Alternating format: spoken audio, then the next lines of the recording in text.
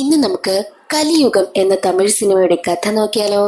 നമ്മുടെ കമന്റ് ബോക്സിൽ ഈയിടെയായിട്ട് കലിയുഗം മൂവി എക്സ്പ്ലെയിൻ ചെയ്യുമോ എന്ന കമന്റ് ഞാൻ കാണുന്നുണ്ട്. അതുകൊണ്ട് തന്നെ എങ്കിൽ നമുക്ക് വേഗം സിനിമയുടെ കഥയിലേക്ക് കിടക്കാം. അതിനു മുൻപായിട്ട് വീഡിയോ കാണുന്ന കൂട്ടുകാർ ഒന്ന് ലൈക്ക് ചെയ്തിട്ട് കാണാൻ മറക്കരുതേ. 2060 കാലഘട്ടമാണ് കാണിക്കുന്നത്. ആ കാലഘട്ടത്തിൽ ഒരുപാട് ജനങ്ങളാണെങ്കിൽ ജീവിക്കുവാനായിട്ട് കഷ്ടപ്പെടുന്നുണ്ട്. അവർക്ക് ആഹാരമോ വെള്ളമോ ലൈറ്റോ വസ്ത്രങ്ങളോ വീടോ ഒന്നും തന്നെയില്ല. എന്നാൽ ഒരു കൂട്ടം ആളുകൾക്കാണെങ്കിൽ ഇതെല്ലാം കിട്ടുന്നുണ്ട്. ഇവരെല്ലാവരും ചേർന്ന് റെസിഡൻസ് രൂപീകരിച്ചിട്ടുണ്ട്. റെസിഡൻസിലുള്ളവർക്ക് ആഹാരമുണ്ട്, കയറി കിടക്കാൻ സ്ഥലമുണ്ട്, വസ്ത്രമുണ്ട്. അവരുടെ അധികാരമാണ് അവിടെ നടക്കുന്നത് പോലും. എന്നാൽ റെസിഡൻസിന് പുറത്തുള്ളവരെ ആരെ കണ്ടു കഴിഞ്ഞാലും വെടിവെച്ച് കൊല്ലണം എന്ന ഉത്തരവാണ്. ഈ റെസിഡൻസിലുള്ളവർക്ക് മാത്രം വെളിച്ചം കിട്ടുന്നുണ്ട്. സൂര്യപ്രകാശത്തിൽ നിന്നും അവർ വൈദ്യുതി ഉൽപ്പാദിപ്പിച്ചാണ് ഉപയോഗിക്കുന്നതും. എന്നാൽ റെസിഡൻസിന് പുറത്തുള്ളവർക്കാണെങ്കിലോ അതിനുള്ള ഒരു സൗകര്യമേ ഇല്ല. അവർക്ക് ആഹാരം പോലും ഇല്ല.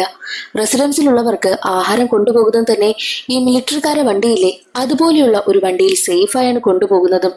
എന്നാൽ റെസിഡൻസിന് പുറത്തുള്ളവരാണെങ്കിലോ ആഹാരം കഴിക്കാൻ പറ്റാതെ എങ്ങനെയെങ്കിലും ആ കൊണ്ടുപോകുന്ന വണ്ടിയിൽ നിന്നും ആഹാരം സ്വന്തമാക്കണമെന്ന് കരുതിയിരിക്കും. പക്ഷെ നടക്കുമോ? ഇല്ല. അത്രയ്ക്കും സുരക്ഷിതമായിട്ടാണ് ആഹാരം റെസിഡൻസിലേക്ക് എത്തിക്കുന്നതും. എന്നാൽ സാധാരണ ജനങ്ങളിൽ 2 പേർക്കാണെങ്കിൽ എങ്ങനെയെങ്കിലും റെസിഡൻസിൽ കയറി പറ്റണം. അവിടെ കയറി പറ്റിക്കഴിഞ്ഞാൽ ആഹാരമെങ്കിലും കിട്ടുമല്ലോ എന്നാണ് അവർ ചിന്തിക്കുന്നതും. അങ്ങനെ ഒരിക്കൽ റെസിഡൻസിലേക്ക് ആഹാരം കൊണ്ടുപോകുന്ന സമയത്ത് അതിലുണ്ടായിരുന്ന റെസിഡൻസിൽപ്പെട്ട ഒരാളിനെയാണെങ്കിൽ ഈ 2 പേരും ചേർന്ന് കടത്തിക്കൊണ്ടുവരും. എന്നിട്ട് അവനെയാണെങ്കിൽ ഒരുപാട് ഉപദ്രവിക്കുകയും കെട്ടിയിട്ടിരിക്കുകയും ഒക്കെ ചെയ്യുന്നുണ്ട്. അവൻ വഴി എങ്ങനെയെങ്കിലും റെസിഡൻസിൽ കയറി പറ്റുവാനാണ് ഇവർ 2 പേരും നോക്കുന്നത്. എന്നാൽ റെസിഡൻസിലുള്ളവരാണെങ്കിലോ സാധാരണ ജനങ്ങളെ ആരെ കണ്ടാലും കൊന്നുകളയണമെന്നാണല്ലോ. അതുകൊണ്ട് തന്നെ തോക്കും ചൂണ്ടി നടക്കുകയാണ്. അപ്പോഴാണ് ഒരു കബോർഡിനകന്ന സൗണ്ട് കേട്ടതും. ആ കബോർഡിനുള്ളിലായിട്ട് ഒരു പെൺകുട്ടി ഇരിപ്പുണ്ട്. ഒന്നും നോക്കിയില്ല, അവളെ അങ്ങ് വെടിവെച്ച് കൊന്നു. എന്നാൽ ഈ ശബ്ദങ്ങളെല്ലാം മറ്റൊരാൾ ഒളിച്ചു നിന്ന് കേൾക്കുന്നുണ്ടായിരുന്നു. അയാളാണെങ്കിൽ അവിടെ നിന്ന് രക്ഷപ്പെട്ടോടും. ഓടി ഓടി നേരെ എത്തുന്നത് ഈ 2 പേര് റെസിഡൻസിലുള്ള ഒരാളിനെ കൊണ്ടുപോകുന്നില്ലേ അവരുടെ അടുത്തേക്കായിരുന്നു. അയാൾ പറയുന്നുണ്ട്, റെസിഡൻസിലുള്ളവരൊക്കെ ഇതുവഴിയാ വരുന്നത്, എങ്ങനെയെങ്കിലും രക്ഷപ്പെടുവാനായി പറഞ്ഞ് നാക്ക് വായിലിട്ടില്ല. അതേ സമയം തന്നെയായിരുന്നു അയാൾ വെടികൊണ്ട് മരിച്ചുപോയതും. സാധാരണ ജനങ്ങളെല്ലാം ചേർന്ന് ഒരു ഗ്രൂപ്പ് രൂപീകരിച്ചിട്ടുണ്ട്. അതിന് ലിബറേറ്റേഴ്സ് എന്നാണ് അറിയപ്പെടുന്നതും. ഈ ലിബറേറ്റേഴ്സിന് ഒരു നേതാവുണ്ട്.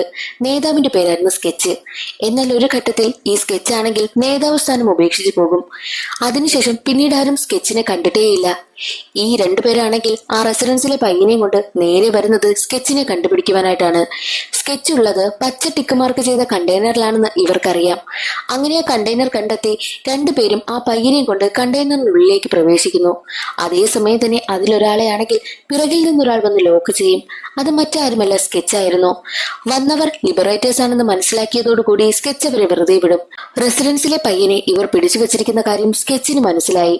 നമുക്ക് എങ്ങനെയെങ്കിലും റെസിഡൻസിലേക്ക് ആഹാരം കൊണ്ടുപോകുന്ന വണ്ടി പിടിച്ചെടുക്കണം, അതിൽ നിന്നും ആഹാരമൊക്കെ സ്വന്തമാക്കണമെന്നും 2 പേരും സ്കെച്ചിനോട് പറയുന്നു.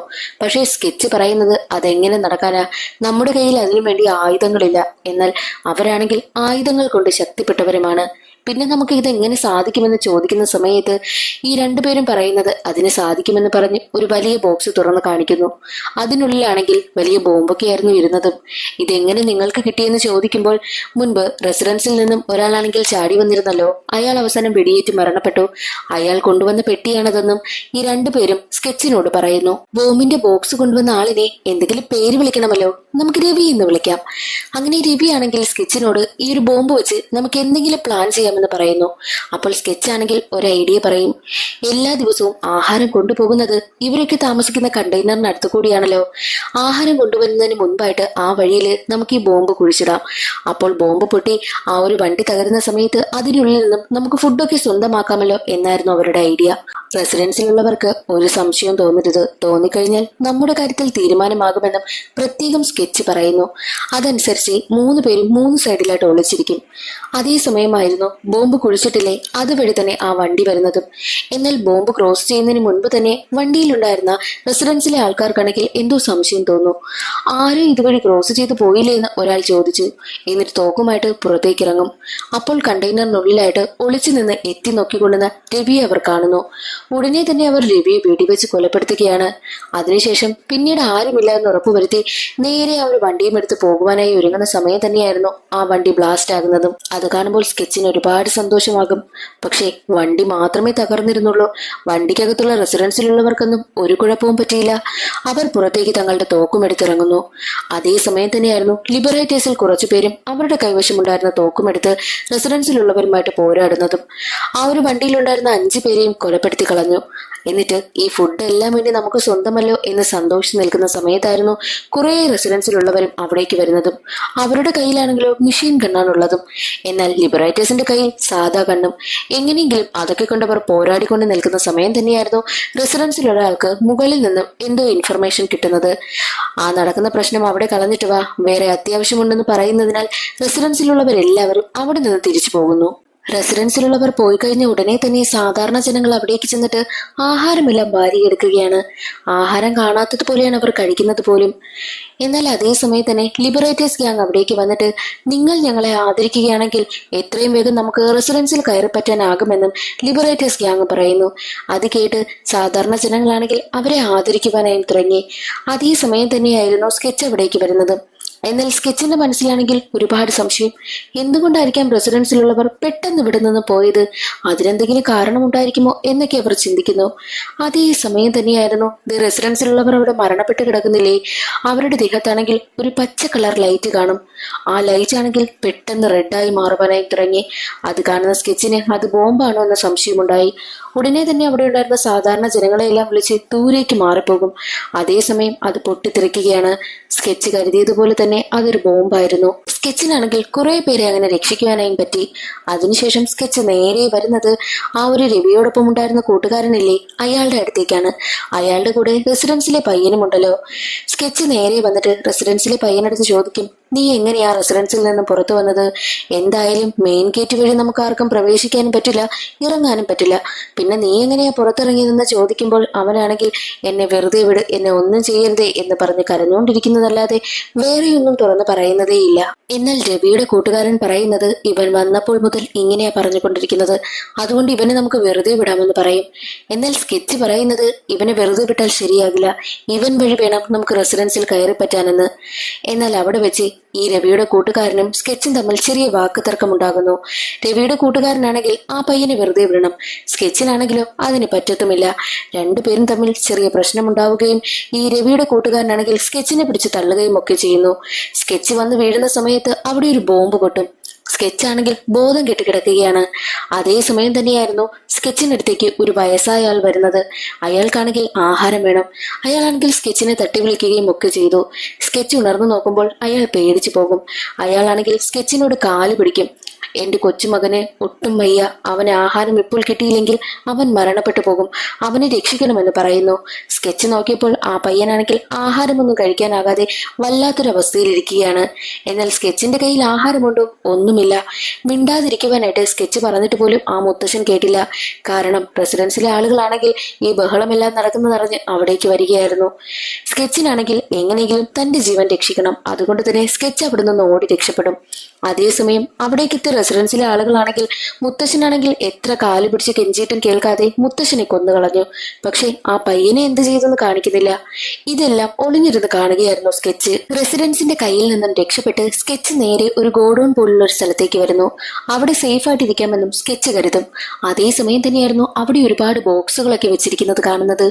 അതിൽ ആഹാരമാണെന്ന് മനസ്സിലാക്കിയ സ്കെച്ച് ആണെങ്കിൽ നേരെ ചെന്ന് ഓരോന്നായിട്ട് ഓപ്പൺ ആക്കി നോക്കും. എന്നാൽ ആ ടിന്നുകളിൽ ഒന്നിലും ആഹാരം ഉണ്ടായിരുന്നില്ല. അതേസമയം തന്നെയായിരുന്നു ആഹാരം അന്വേഷിച്ച് മറ്റൊരു പെൺകുട്ടിയും അവിടേക്ക് വരുന്നതും. രണ്ടുപേരും ചേർന്ന് അവിടെ മാകെ അന്വേഷിക്കുന്നു. എന്നാൽ ആ പെൺകുട്ടിക്കാണെങ്കിൽ അവിടെ ഒരു ടിന്നില് ആഹാരം ഉള്ളതുപോലെ തോന്നി. അവൾ അത് എടുക്കുവാനായി പോകുന്ന സമയം തന്നെ സ്കെച്ചും അത് എടുക്കുവാനായി പോകും. എന്നാൽ സ്കെച്ചിനാണെങ്കിൽ അവളത് വിട്ടുകൊടുക്കുന്നില്ല. സ്കെച്ച് ഇത്രയ്ക്കും വേണ്ടിയിട്ട് ആഹാരം അന്വേഷിക്കുന്നത് എന്തിനെന്നാൽ മുത്തശ്ശന്റെ കൂടെ ഉണ്ടായിരുന്ന ആ ഒരു പയ്യനുണ്ടല്ലോ, അവൻ ആഹാരം കഴിക്കാതെ കിടന്ന്. പക്ഷേ അവനെ ആ റെസിഡൻസ് കൊല്ലാതെ വിട്ടിട്ട് പോയി. അവൻ എപ്പോഴായാലും ചത്തുപോകുമെന്ന് അവർക്ക് ഉറപ്പുണ്ടായിരുന്നു. അതുകൊണ്ടാണ് അവനെ കൊല്ലാതെ വിട്ടതും. എന്നാൽ ആ പയ്യനെ എങ്ങനെയെങ്കിലും ആഹാരം കൊടുത്ത് രക്ഷിക്കണമെന്നാണ് സ്കെച്ചിന്റെ മനസ്സിൽ. ഈ പെൺകുട്ടി ആഹാരം എടുത്തുകൊണ്ട് പോയാൽ സ്കെച്ചിന് കിട്ടില്ലല്ലോ. ആഹാരം വിട്ടുകൊടുക്കാൻ തയ്യാറാകാത്ത പെൺകുട്ടിയെ ഷോക്ക് കൊടുത്ത് അവിടെ ഇട്ടിട്ടാണ് സ്കെച്ച് അവിടെ നിന്ന് പോകുന്നതും. എന്നാൽ അതേസമയം തന്നെയായിരുന്നു റെസിഡൻസിലുള്ളവർ അവിടേക്ക് വരുന്നതും. അവർ നോക്കുമ്പോൾ ഈ പെൺകുട്ടിയാണെങ്കിൽ വെടിയേറ്റല്ല മരിച്ചത്. സാധാരണ എല്ലാവരെയും വെടിവെച്ചാണല്ലോ അവർ കൊല്ലാറ്. എന്നാൽ ഈ പെൺകുട്ടി എന്താ ഇങ്ങനെ കിടക്കുന്നതെന്ന് അവർ ചിന്തിക്കുന്നു. അവർക്ക് അവൾ ഷോക്കേറ്റാണ് അങ്ങനെ കിടക്കുന്നതെന്ന കാര്യം മനസ്സിലായി. അതേസമയം തന്നെയായിരുന്നു സ്കെച്ച് അവിടെ ഒളിച്ചിരിക്കുകയാണല്ലോ. പെട്ടെന്ന് തന്നെ ആ പെൺകുട്ടിയുടെ കരച്ചിൽ കേൾക്കുന്നു. നോക്കുന്ന സമയത്ത് സ്കെച്ച് കാണുന്നത് അവളെ അവർ എല്ലാവരും ചേർന്ന് റേപ്പ് ചെയ്യുന്നതാണ്. എന്നാലും സ്കെച്ച് ആണെങ്കിൽ അവളെ ഒന്ന് രക്ഷിക്കുവാൻ പോലും ശ്രമിക്കുന്നതേയില്ല. നമ്മൾ കരുതിയത് ആ ഫുഡ് എടുത്തുകൊണ്ടുവന്നത് ആ കൊച്ചിന് കൊടുക്കാനാണെന്നല്ലേ? പക്ഷേ ഇല്ല, സ്കെച്ച് ആണെങ്കിൽ ആ ഫുഡ് തനിക്ക് കഴിക്കാമെന്ന് കരുതി ഓപ്പൺ ആക്കും. പക്ഷെ അതിനുള്ളിൽ ഒന്നും തന്നെ ഇല്ലായിരുന്നോ?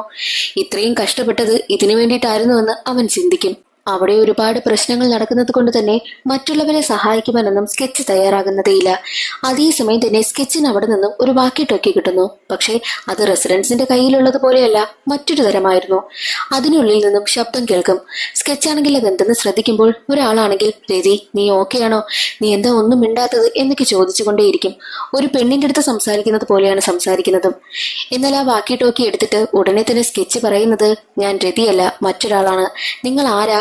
നിങ്ങൾ ആരെയാ വിളിച്ചത് എന്നൊക്കെ ചോദിക്കുമ്പോൾ, എന്റെ രതി സേഫ് ആണോ? എനിക്ക് അവളെ കാണണം, അതിനു വേണ്ടിയിട്ടാണ് ഞാൻ അവളെ വിളിച്ചതെന്ന് പറയും.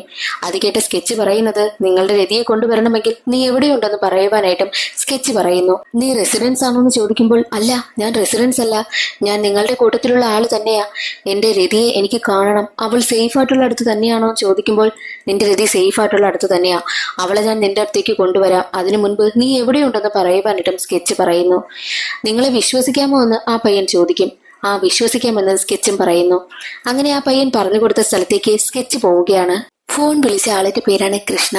കൃഷ്ണ പറഞ്ഞ സ്ഥലത്തേക്ക് സ്കെച്ച് എത്തുകയാണ്. അതൊരു വിചിത്രമായ സ്ഥലമായിരുന്നു. ഇത്രയും പ്രശ്നം നടക്കുന്നതിനിടയ്ക്ക് എങ്ങനെയൊരു സ്ഥലം? ഇത് എവിടെ നിന്നാ വന്നത്? ഇവിടെ എങ്ങനെ അയാൾ സേഫ് ആയിട്ടിരിക്കുന്നത് എന്നൊക്കെയാണ് സ്കെച്ച് ചിന്തിക്കുന്നതും. ആ സ്ഥലം മുഴുവൻ വെള്ള നിറമായിരുന്നു. മാത്രമല്ല സ്കെച്ച് ആ രഹസ്യറയിലേക്ക് കയറുന്നതിന് മുൻപ് തന്നെ സ്കെച്ചിന്റെ ദേഹത്ത് ഒരുപാട് വെള്ളം വന്ന് വീഴും. കുളിക്കുവാനും സ്കെച്ചിനോട് പറയുന്നു. അതിനുശേഷം സ്കെച്ചിന് പുതിയ ഡ്രസ്സൊക്കെ കൊടുക്കും. കയ്യിൽ വല്ല ആയുധങ്ങൾ ഉണ്ടെങ്കിൽ തിരികെ തരുവാനായിട്ടും പറയുന്നുണ്ട്. ഒരായുധം ഒഴിച്ച് സ്കെച്ച് ബാക്കിയെല്ലാം അവരെ ഏൽപ്പിക്കും. അങ്ങനെ അവർ രഹസ്യറ തുറക്കുകയാണ്. തുറക്കുന്ന സമയത്ത് തോക്കും ചൂണ്ടി ഒരാൾ നിൽക്കുന്നുണ്ട്. അയാളാണ് നമ്മൾ പറഞ്ഞ കൃഷ്ണ. സ്കെച്ച് കരുതുന്നത് റെസിഡൻസിലുള്ളവർ റേപ്പ് ചെയ്ത പെൺകുട്ടിയില്ലേ, അതായിരിക്കും ഈ രതി എന്ന. അവൾ സേഫായിട്ടൊരു സ്ഥലത്തുണ്ടെന്നും സ്കെച്ച് പറയുന്നു. എനിക്ക് കഴിക്കാൻ വല്ല ആഹാരം ഉണ്ടെങ്കിൽ തരണം, ഒരുപാട് നാളായ ആഹാരം കഴിച്ചിട്ടെന്നും സ്കെച്ച് പറയും. അങ്ങനെ കൃഷ്ണയാണെങ്കിൽ കഴിക്കുവാനായിട്ട് ആഹാരം കൊണ്ടുവന്ന് കൊടുക്കും. സ്കെച്ചാണെങ്കിൽ വാരി വാരി കഴിക്കുന്നത് കാണുമ്പോൾ ഇത് കണക്കാ രതിയും ആഹാരം കഴിക്കുന്നത്. പതുക്കെ കഴിക്കുവാനായിട്ടും സ്കെച്ചിനോട് കൃഷ്ണ പറയുന്നു. നിങ്ങൾക്ക് എങ്ങനെ ആഹാരത്തിന്റെ ബുദ്ധിമുട്ടറിയാൻ? നിങ്ങൾക്ക് ഇവിടെ നല്ല ആഹാരമൊക്കെ കിട്ടില്ലേ? പക്ഷെ ഞങ്ങൾ അങ്ങനെയാണോ എന്ന് പറഞ്ഞുകൊണ്ടാണ് സ്കെച്ച് ആഹാരം കഴിക്കുന്നതും. സ്കെച്ച് കഴിച്ചുകൊണ്ടിരിക്കുന്ന നേരം തന്നെയായിരുന്നു ഈ കൃഷ്ണയാണെങ്കിൽ ഒരു ലോക്കർ പോലുള്ള സ്ഥലത്തേക്ക് കയറി പോകുന്നതും. ലോക്കർ റൂമിൽ കയറിയിട്ട് പുറത്തേക്ക് ഇറങ്ങി വന്ന കൃഷ്ണയാണെങ്കിൽ സ്കെച്ചിനെയും അവിടേക്ക് കൂട്ടിക്കൊണ്ടു പോകും. അതൊരു ബെഡ്റൂം പോലെ തന്നെ ഒരുക്കി അടിപൊളിയാക്കി ഇട്ടിരിക്കുകയാണ്. ആ റൂം കണ്ടതും സ്കെച്ച് ഞെട്ടിപ്പോകുന്നു. ഇത്രയും പ്രശ്നങ്ങൾ നടക്കുന്നിടത്ത് എങ്ങനെയാ ഇത്രയും സൗകര്യമുള്ളൊരു ബെഡ്റൂമും വീടുമൊക്കെ സെറ്റ് ചെയ്തെടുത്തത് എന്നാണ് അവന്റെ മനസ്സിൽ. അതേസമയം തന്നെ കൃഷ്ണ പറയുന്നുണ്ട്, ഇത് രതി കിടന്ന റൂമാ, നിങ്ങൾ ഇനി അവളെ കണ്ടുപിടിക്കുന്നത് വരെ ഇവിടെ കിടന്നോളാനായിട്ടും കൃഷ്ണ പറയുന്നു. കൃഷ്ണ പോയതിനു ശേഷം ആ റൂം മുഴുവനായിട്ടും സ്കെച്ച് പരിശോധിക്കുകയാണ്. സ്കെച്ചിന്റെ മനസ്സിലാണെങ്കിൽ എങ്ങനെയാ ഇവന് ഫുഡൊക്കെ കിട്ടുന്നത്, എങ്ങനെയാ ഇവിടെ വെള്ളം വരുന്നത്, എങ്ങനെയാ ഇത്രയും നല്ല റൂമൊക്കെ ഇവിടെ സെറ്റ് ചെയ്തെടുത്തത് എന്നൊക്കെ സംശയമായിരുന്നു സ്കെച്ചിന്റെ മനസ്സിൽ. പക്ഷെ അവിടെയൊന്നും അന്വേഷിച്ചിട്ട് ഒന്നും തന്നെ കിട്ടുന്നതേയില്ല. സ്കെച്ചിന് അതിനുശേഷം ആഹാരമൊക്കെ കൊടുക്കും. രണ്ടുപേരും ആഹാരം കഴിച്ചുകൊണ്ടിരിക്കുകയായിരുന്നു. ആ സമയത്ത് കൃഷ്ണയ്ക്കും സ്കെച്ചിനും ഇടയിൽ ചെറിയ വാക്കുതർക്കം ഉണ്ടാകുന്നു. സ്കെച്ചാണെങ്കിൽ തന്റെ കൈവശമുണ്ടായിരുന്ന ആയുധം ഉപയോഗിച്ച് കൃഷ്ണയെ കൊല്ലുവാനായി നോക്കും. എന്നാൽ കൃഷ്ണയാണെങ്കിൽ ഇത് മുൻപേ പ്രതീക്ഷിച്ചതാ. ആ ഒരു ഫൈറ്റിനിടയിൽ കൃഷ്ണ സ്കെച്ചിനെ കൊന്നുകളയും. എന്നിട്ട് സ്കെച്ചിനെയും കൊണ്ട് നേരെ വരുന്നത് ഒരു കിച്ചൺ പോലുള്ള സ്ഥലത്തേക്ക്. അവിടെ വെച്ച് കൃഷ്ണയാണെങ്കിൽ സ്കെച്ചിനെ പല കഷ്ണങ്ങളാക്കി വെട്ടിമുറിക്കുന്നു. അതെ, ഈ കൃഷ്ണയാണെങ്കിൽ ഇത്രയും നാൾ കുക്ക് ചെയ്ത് കൊടുത്തുകൊണ്ടിരുന്ന ആ ഒരു ആഹാരമില്ലേ, അതെല്ലാം മനുഷ്യമാംസമായിരുന്നു. റെസിഡൻസിന്റെ പിടിയിൽ നിന്നുമൊക്കെ രക്ഷപ്പെട്ടു വരുന്നവരെ വാക്കി ടോക്കി വഴി പിടികൂടുക, എന്നിട്ട് അവരെ തന്റെ ആ ഒരു രഹസ്യ സങ്കേതത്തിലേക്ക് വരുത്തും. അവരെ കൊന്നിട്ട് അവരെ കഷ്ണങ്ങളാക്കി മുറിച്ച് ആഹാരമാക്കി മാറ്റും. ഇതാണ് ഇത്രയും നാളായിട്ട് സംഭവിച്ചുകൊണ്ടേയിരിക്കുന്നത്. സ്കെച്ചിനെ കൊന്നതിന് ശേഷം വാക്കി ടോക്കി വീണ്ടും കൊണ്ടുവന്ന് വെക്കും. അതേസമയം വീണ്ടും റെസിഡൻസിൽ നിന്നും രക്ഷപ്പെട്ടു വരുന്നത് ഒരു പെൺകുട്ടിയായിരുന്നു. അവളുടെ പേര് മതി. മതിയാണെങ്കിൽ വാക്കി ടോക്കിയുടെ ശബ്ദം കേൾക്കും. അവൾ ഉടനെ തന്നെ അതെടുക്കും. സ്കെച്ചിനോടൊരു പെൺകുട്ടിയുടെ പേരാണ് പറഞ്ഞതെങ്കിൽ ദേ ഇപ്പോൾ മതിയോട് തന്റെ കൂട്ടുകാരനായ ജെറിയെ കാണുന്നില്ല എന്നാണ് പറയുന്നതും. ഞാൻ ജെറിയെ കണ്ടെത്തി തരാം, പ്ലീസ് എന്നെ രക്ഷിക്കണമെന്നും മതി പറയുന്നു.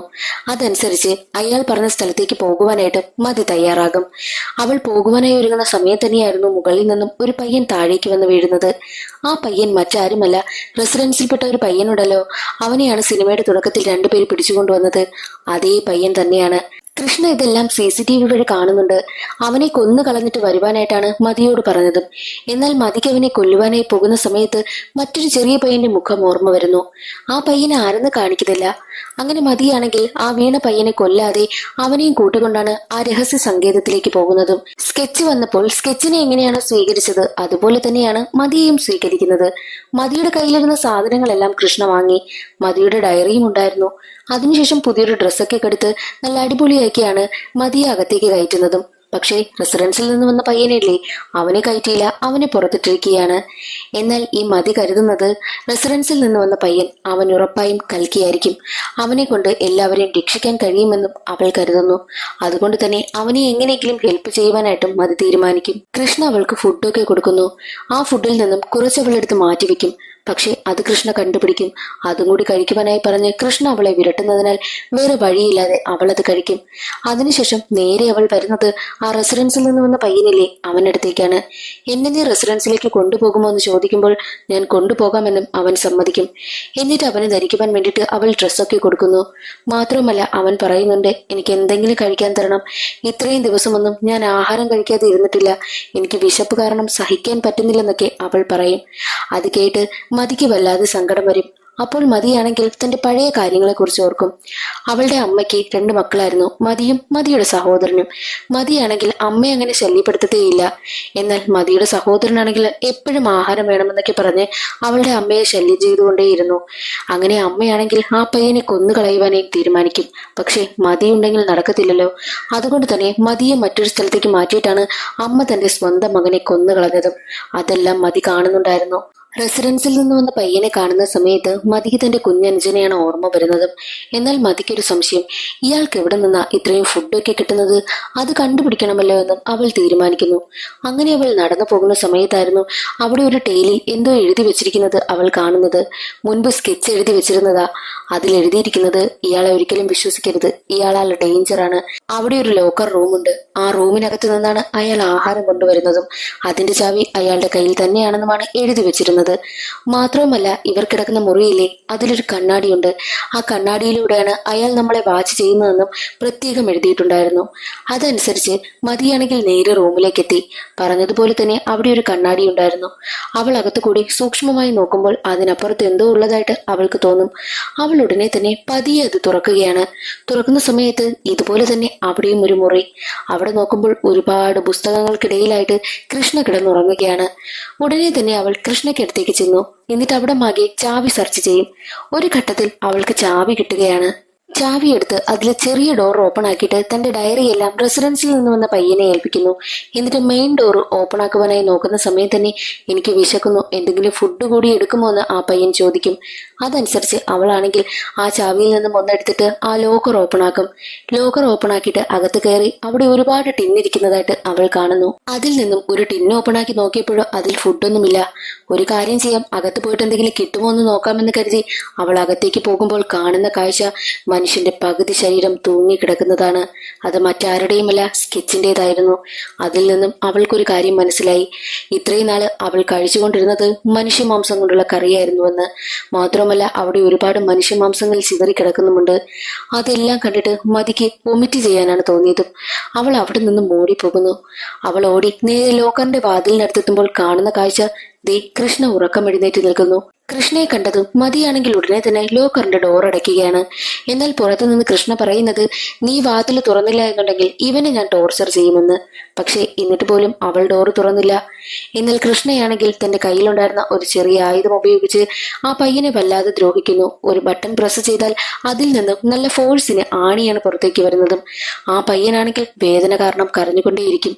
ഞാൻ തുറക്കാമെന്ന് അവൾ പറയുന്നു. പക്ഷെ അവളുടെ കയ്യിൽ ചാവിയില്ല അറിയുന്നില്ല. ചാവി എങ്ങോട്ടോ തെറിച്ചു പോയി. മാത്രമല്ല മതി ഡോറ് ക്ലോസ് ചെയ്യാൻ വന്ന സമയം തന്നെ കൃഷ്ണ തന്റെ കയ്യിലിരുന്ന ഒരു ആയുധമെടുത്ത് മതിയെ എറിഞ്ഞു. അത് കാരണം മതിയുടെ കയ്യിലാണെങ്കിൽ ഒരു മുറിവും പറ്റിയിട്ടുണ്ട്. അങ്ങനെ മതിയാണെങ്കിൽ അവിടെയെല്ലാം ചാവി അന്വേഷിക്കും. ഒരു ഘട്ടത്തിൽ അവൾക്ക് ചാവി കിട്ടുകയാണ്. അവൾ എങ്ങനെയെങ്കിലുമൊക്കെ രക്ഷപ്പെടുവാനായി നോക്കും. പക്ഷേ പറ്റുന്നതേയില്ല. രക്ഷപ്പെട്ട് മറ്റൊരു സ്ഥലത്തേക്ക് ചെന്നപ്പോഴോ അവിടെ കാണുന്ന കാഴ്ച കൃഷ്ണ ഇത്രയും നാൾ കൊന്ന ആളുകളുടെ തലയോട്ടിയായിരുന്നു. കൃഷ്ണയാണെങ്കിൽ എങ്ങനെയെങ്കിലും മതിയെ പുറത്തേക്ക് കൊണ്ടുവരണം. അതിനായിട്ട് നേരെ ആ റെസിഡൻസിൽ നിന്ന് വന്ന പയ്യനില്ലേ, അവനെ കൊണ്ടുവന്ന് കസേരയിൽ ഇരുത്തിയിട്ട് അവന്റെ തലയിൽ തോക്ക് ചൂണ്ടി നിർത്തിയിരിക്കുകയാണ്. അത് കണ്ട് മതിക്ക് വല്ലാതെ പേടിയാകുന്നു. അവനെ ഒന്നും ചെയ്യരുത്, ഞാൻ ഡോർ ഓപ്പൺ ആക്കാമെന്നും അവൾ പറയും. എന്നിട്ട് അവൾ ഡോർ ഓപ്പൺ ആക്കില്ല. അവൾ ചിന്തിക്കുന്നത് ഉറപ്പായിട്ടും കൃഷ്ണയുടെ കയ്യിൽ പെട്ടുകഴിഞ്ഞാൽ എല്ലാവരെയും പോലെ ഞാനും ഒരു ആഹാരമായി മാറും. എങ്ങനെയെങ്കിലും ഇവിടെ നിന്ന് രക്ഷപ്പെടണമെന്നും അവൾ ചിന്തിക്കുന്നു. അവൾ ഇരുന്നതിന് പുറകിലായിട്ട് ഒരു ഭിത്തിയായിരുന്നു. ആ ഭിത്തിയിൽ അവൾ അവിടെ കിടന്ന ആയുധമെടുത്തിരിക്കും. അത് കേട്ട കൃഷ്ണയാണെങ്കിൽ അങ്ങനെ ചെയ്യരുത്, ഞാൻ ഇവനെ ഒന്നും ചെയ്യില്ല, അങ്ങനെ മാത്രം ചെയ്യരുതെന്ന് കൃഷ്ണ പറഞ്ഞുകൊണ്ടേയിരുന്നു. അതിനൊരു കാരണമുണ്ട്. ഭിത്തി പൊളിഞ്ഞ് അപ്പുറത്തേക്ക് ചെന്ന് കഴിഞ്ഞാൽ അവിടെ ലിബറേറ്റേഴ്സ് ഉണ്ട്. അവരിത് അറിയുമെന്ന പേടിയായിരുന്നു കൃഷ്ണയ്ക്ക്. എന്നാൽ അതേസമയം തന്നെ അലാറം അടിക്കുവാനായും തുടങ്ങി. ലിബറേറ്റേഴ്സ് വരുന്നു എന്നതിനുള്ള സൂചനയായിരുന്നു അത്. അലാറം അടിച്ചതോടുകൂടി മതിയാണെങ്കിൽ ആ ഒരു ഭിത്തി പൊളിക്കുന്നത് നിർത്തി. അതേസമയം തന്നെയായിരുന്നു എന്നും വാക്കി ടോക്കി വെക്കുവാൻ വേണ്ടിയിട്ട് മാത്രം പുറത്തു വന്നിരുന്ന കൃഷ്ണ പുറത്തേക്ക് വന്നിട്ട് മറ്റൊരു വഴി മതി നിന്നിടത്തേക്ക് എത്തുന്നതും. എന്നാൽ മതിയാണെങ്കിലോ ആരുമില്ല എന്നൊരു ലാഘവത്തിൽ തന്നെ നിൽക്കുകയായിരുന്നു. പക്ഷെ അവളുടെ പിന്നിലായിട്ട് കൃഷ്ണയുമുണ്ട്. അവൾ കൃഷ്ണയെ കണ്ടു. അവിടെ വെച്ച് രണ്ടുപേരും തമ്മിൽ നല്ല ഫൈറ്റ് നടക്കും. കൃഷ്ണ മതിയെ കൊല്ലുമെന്നായ സമയം തന്നെ ലിബറേറ്റേഴ്സ് ഗ്യാങ് അവിടെ എത്തുകയാണ്. എന്നിട്ട് 3 പേരെയും പിടികൂടും. അതിൽ നമ്മുടെ മതിയാണെങ്കിൽ ലിബറേറ്റേഴ്സിലുള്ളവളാണെന്ന് അറിഞ്ഞതുകൊണ്ട് തന്നെ അവളെ വെറുതെ വിടുകയാണ്. അവൾക്ക് കുടിക്കാനുള്ള വെള്ളം ഒക്കെ കൊടുക്കുന്നു. എന്നിട്ട് പറയുന്നത് നമ്മുടെ ഗ്യാങ്ങിലുള്ള ഒരുപാട് പേരെ ഇവൻ കൊന്നു, ഇനി ഇവനെ വെറുതെ വിട്ടുവിടാന്നും കൃഷ്ണയെ നോക്കി പറയുന്നു. അതേസമയം തന്നെയായിരുന്നു മതി പറയുന്നത്, ഇവനില്ലേ, ഇവൻ റെസിഡൻസിൽ നിന്ന് വന്നതാ. ഇവൻ നമുക്ക് റെസിഡൻസിലേക്ക് പോകാനുള്ള വഴി കാണിച്ചു തരും. അപ്പോൾ നമുക്ക് എളുപ്പത്തിൽ അവിടേക്ക് പോകാമല്ലോ എന്നും മതി പറയുന്നു. അത് കേട്ട് ലിബറേറ്റേഴ്സിന്റെ ഒരു തലവനെ പോലെ ഒരുത്തുന്നുണ്ട്. അവനാണെങ്കിൽ ഞെട്ടിപ്പോകുന്നു. ഉടനെ തന്നെ അവരുടെയും ഹെഡിനെ വിളിച്ചിട്ട് ആ ഒരു വിവരം അറിയിക്കും. എന്നാൽ ഹെഡ് പറയുന്നത് നമ്മൾ ലിബറേറ്റേഴ്സ് അല്ലാതെ വേറെ ആരും ജീവനോടെ കാണാൻ പാടില്ല. റെസിഡൻസിൽ നിന്ന് വന്ന ആ ഒരു പയ്യനെ കൊന്നു കളയുവാനായിട്ടും തലവൻ പറഞ്ഞു. അതനുസരിച്ച് മതിയുടെ മുന്നിൽ വെച്ച് തന്നെ അവനെ കൊന്നുകളയും. അത് കണ്ട മതി പറയുന്നത്, എന്തിനാ അവനെ കൊന്നുകളഞ്ഞത്? അവൻ വഴി നമുക്ക് റെസിഡൻസിൽ കയറാമല്ലോ എന്ന് മതി ചോദിക്കുമ്പോൾ അത് കേട്ടതും ലിബറേറ്റേഴ്സിന്റെ ആ ഒരു നേതാവില്ലേ അവൻ പറയുന്നത്, നീ എന്താ കരുതിയത്? എല്ലാ ആൾക്കാരെയും നമ്മൾ റെസിഡൻസിൽ കൊണ്ടുപോകാമെന്ന് പറഞ്ഞിട്ട് വിശ്വസിപ്പിക്കും. പക്ഷെ ആരെയും കൊണ്ടുപോയില്ല. ഇവൻ ജീവനോടെ ഇരുന്നാൽ പെട്ടെന്ന് തന്നെ റെസിഡൻസിലേക്ക് കയറി പറ്റാമല്ലോ, അതുകൊണ്ട് അവനെ കൊന്നുകളഞ്ഞത്. റെസിഡൻസിൽ കൊണ്ടുപോകാമെന്ന് പറഞ്ഞ് എല്ലാവരെയും പറ്റിച്ച് അവരുടെയൊക്കെ നേതാവായിട്ട് അവരെ എല്ലാവരെയും അടിമയാക്കി നമ്മൾക്ക് വാഴണം. ജീവിതകാലം മൊത്തം അങ്ങനെ തന്നെ തുടരാൻ പോകുന്നത്. ഒരിക്കലും ആരെയും റെസിഡൻസിലേക്ക് കൊണ്ടുപോകില്ല എന്നും ആ ഒരു നേതാവ് പറയുന്നു. അത് കേട്ടതും മതി ഞെട്ടിപ്പോകും. എന്നിട്ട് ആ നേതാവാണെങ്കിൽ മതിയൊരു റൂമിലേക്ക് വലിച്ചിഴച്ചു കൊണ്ടുപോയിട്ട് അവളെ ക്രൂരമായിട്ട് റേപ്പ് ചെയ്യുവാനായും ശ്രമിക്കുന്നു. മതി തന്റെ കയ്യിൽ കിട്ടിയ ഒരു ആയുധം കൊണ്ട് അവനെ അടിച്ച് കൊലപ്പെടുത്തി കളയും. അത് കഴിഞ്ഞവൾ പുറത്തേക്ക് വരുമ്പോൾ കാണുന്ന കാഴ്ച ലിബറേറ്റേഴ്സിലുള്ള ബാക്കിയുള്ള അംഗങ്ങളെല്ലാം മരണപ്പെട്ട് കിടക്കുന്നതാണ്. കൊന്നത് മറ്റാരുമല്ല, കൃഷ്ണ തന്നെയാണ്. കൃഷ്ണ തന്റെ കയ്യിൽ തോക്കുമായി നിൽക്കുന്നത് കണ്ട് മതിയാണെങ്കിൽ പേടിച്ചു പോകും. മതി കൃഷ്ണയെ കൊല്ലുന്നതിന് വേണ്ടിയിട്ട് തോക്കെടുക്കുന്നു. അതേസമയം തന്നെ കൃഷ്ണയാണെങ്കിൽ കഷ്ടപ്പെട്ട് അവിടെ ഉണ്ടായിരുന്ന ഒരു ചെയറിൽ പോയി ഇരുന്നിട്ട് ഒരു ചാവി അവൾക്ക് നേരെ ഇട്ട് കൊടുക്കും. എന്നിട്ട് പറയുന്നത്, നീ എന്താ കരുതിയത് ലിബറേറ്റേഴ്സ് എല്ലാം നല്ലവരാണെന്നോ? പക്ഷേ അല്ല, അത് നിനക്ക് തെറ്റി. അത് മുൻപേ ഞാൻ മനസ്സിലാക്കിയതാ. അതുകൊണ്ട് തന്നെയാണ് ഇവരുടെ കൂട്ടത്തിലുള്ള എല്ലാവരെയും ഞാൻ കെണിവെച്ച് പിടിച്ച് അവരെ കൊന്ന് അവരെ കഴിച്ചുകൊണ്ടേയിരിക്കുന്നതും. ഇത് ചെയ്യുന്നത് ഞാൻ ഈ സത്യങ്ങളെല്ലാം അറിഞ്ഞതുകൊണ്ട് തന്നെയാ. ഇങ്ങനെ മാത്രമേ ഇവിടെ ജീവിക്കാനാകൂ. നീയും എന്നെ പോലെ തന്നെ ഇവിടെ ജീവിക്കുന്നതാ നിനക്ക് നല്ലത്. ഇല്ല എന്നുണ്ടെങ്കിൽ ഇവിടെ നിനക്ക് ജീവിക്കാൻ പറ്റില്ല. എന്തായാലും ഞാൻ മരിച്ചു കഴിഞ്ഞാലും കുറെ മാസങ്ങൾ നിനക്ക് ജീവിക്കാൻ വേണ്ടിയിട്ടുള്ളവരുടെ ഡെഡ് ബോഡിയെല്ലാം ഇവിടെ കിടപ്പുണ്ട്. നീ എന്റെ വീട് നന്നായിട്ട് നോക്കണമെന്ന് പറഞ്ഞിട്ടാണ് കൃഷ്ണ മരണപ്പെട്ടു പോകുന്നതും. അത് കേട്ട് മതിയാണെങ്കിൽ എന്ത് ചെയ്യണമെന്നറിയാതെ ഇരുന്ന് കരയും. എന്നിട്ട് മതിയാണെങ്കിൽ ആ ചാവി കയ്യിലെടുക്കുവാനായി പോകും. അതേ സമയമായിരുന്നു റെസിഡൻസിൽ നിന്ന് വന്ന പയ്യന്റെ കയ്യിൽ നിന്ന് വീണ ഒരു ബുക്ക് അവൾക്ക് കിട്ടുന്നത്. ആ ബുക്കിൽ എങ്ങനെ റെസിഡൻസിലേക്ക് പ്രവേശിക്കാം എന്നതിന്റെ റൂട്ടായിരുന്നു കൊടുത്തിരുന്നതും. അതവൾ നോക്കുകയാണ്. എന്നിട്ട് അവൾ പറയുന്നുണ്ട്, ഒരിക്കലും നമ്മളെ രക്ഷിക്കാൻ കൽക്കി വരുമെന്ന് പ്രതീക്ഷിച്ച് കാത്തിരിക്കരുത്. നമ്മൾ തന്നെ നമുക്ക് രക്ഷപ്പെടാനുള്ള വഴി കണ്ടെത്തണമെന്നും അവൾ പറയുന്നു. ആ പയ്യൻ ആ ബുക്കിൽ എഴുതി വെച്ചിരുന്നത് ഒരു വലിയ ഓവുണ്ട്. ആ ഓവിനുള്ളിലൂടെ പ്രവേശിച്ചു കഴിഞ്ഞാൽ റെസിഡൻസിൽ എളുപ്പത്തിനെത്താം. പക്ഷെ അതിനുള്ളിൽ ക്യാമറ ഉണ്ടായിരിക്കുമെന്നും അവൻ പ്രത്യേകം എഴുതിയിട്ടുണ്ടായിരുന്നു. അതിനുശേഷം കാണിക്കുന്നത് ആ ഓവിനുള്ളിലൂടെ അപ്പുറത്ത് വന്നു കഴിഞ്ഞാലുള്ള റെസിഡൻസ് ആണ്. റെസിഡൻസ് എന്ന് പറയുന്നത് വളരെ റിച്ച് ആയിട്ടുള്ള ഒരു സിറ്റി ആയിരുന്നു. ആ സിറ്റിയിലാണ് ഒരുപാട് പേർ താമസിക്കുന്നതും. റെസിഡൻസ് വലിയ സിറ്റി ആയിരുന്നു. കാശുള്ളവർ മാത്രം ജീവിക്കുന്ന വലിയ സിറ്റി.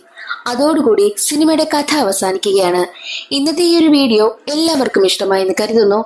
ഇഷ്ടമായാൽ ഒന്ന് ലൈക്ക് ചെയ്ത് സപ്പോർട്ട് ചെയ്യാനും ചാനൽ ഇഷ്ടമായാൽ സബ്സ്ക്രൈബ് ചെയ്യാനും മറക്കരുതേ. അടുത്തൊരു സിനിമയുടെ കഥയിൽ കാണാം. അതുവരെ എല്ലാവർക്കും ബൈ.